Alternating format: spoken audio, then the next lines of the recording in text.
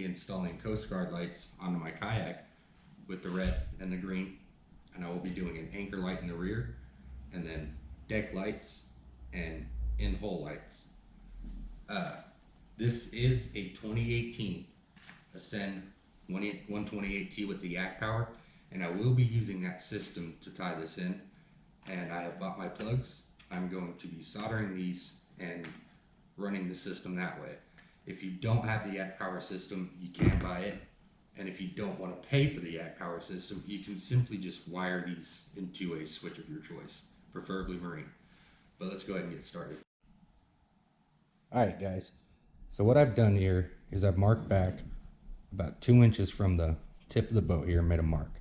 That's where my light will start, and then back here is where I'm going to drill my hole in order to run the wires through, which if you have the 2018 Ascend, you are going to have to put a hatch in here to get access. I have a hatch here that I'm going to be installing and sealing. I like it better because it came with that rod tip protector here, which was useless, so I had never actually had it on there. The hatch will be much more useful to me. So I'm going to go ahead and get this light installed, and then I can go ahead and solder up the wires. And when I'm finished, it will look like this one here. So I'm going to go ahead and get that done, and I'll get right back to you. All right, as you can see, got the other light in, got my seal around it. And this will be the position of the lights. And now I need to go ahead and solder the leads from the lights, red and black, to the red and black on the yak power lead. The yak power leads come pre-tinned, and also the lights I purchased from Amazon, which I will link in the description, come pre-tinned. So what I'm going to do is actually shorten those up a bit, because I really don't need that much of the wire hanging out of the casing. And I'm going to tin both reds to the red on this and both blacks to the black on this, which that's the black. And then I will shrink tube them. And then once that's done, I can go ahead and plug it into the connector I've already put in here.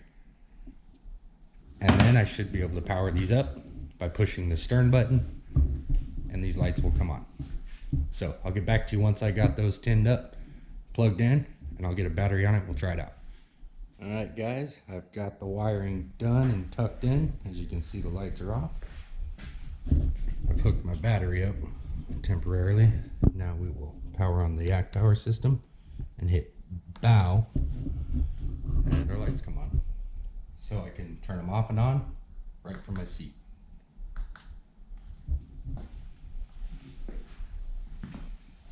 So nice and bright. I like how they look. It's going to work out great. And now we are going to work on the deck lights. So let me figure out exactly how I want to do that, and I'll get right back. All right, so I've got the lights finished up and wired. I still have to tuck the wires up, but I do have them in. There's my anchor light. I have it tied into this plug here. I have my deck lights. I went with a green here and here, and a green here and here in front of the tracks. I don't want to attract bugs at night. And then I have a white light here, and then one inside here towards the back. So I'll go ahead and turn everything on. So we got bow, mast, and stern. And then 2 runs my graph.